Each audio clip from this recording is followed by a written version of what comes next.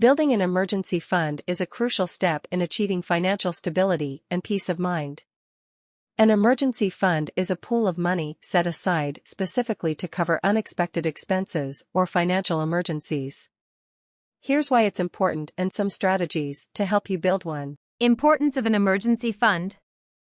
Financial safety net. An emergency fund acts as a safety net to cover unforeseen expenses like medical bills, car repairs, or sudden job loss.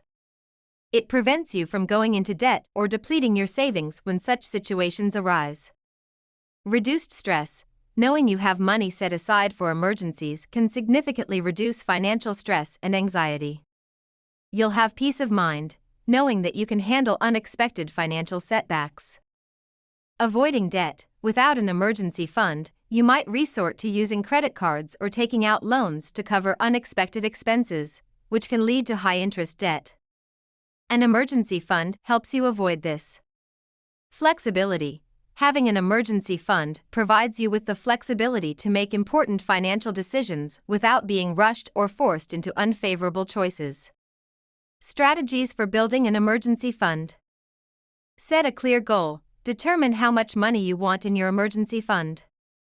A common guideline is to aim for 3 to 6 months' worth of living expenses, but you can adjust this based on your circumstances and comfort level.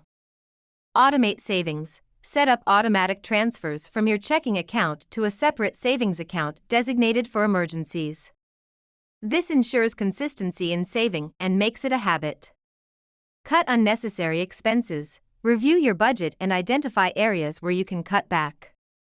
Redirect the money saved from these cutbacks into your emergency fund. Refund or discounted purchases. Whenever you return a purchase or receive a discount, allocate the money saved to your emergency fund rather than spending it elsewhere. Review and adjust. Periodically review your emergency fund progress and adjust your savings goals if necessary. Life circumstances and financial priorities can change over time.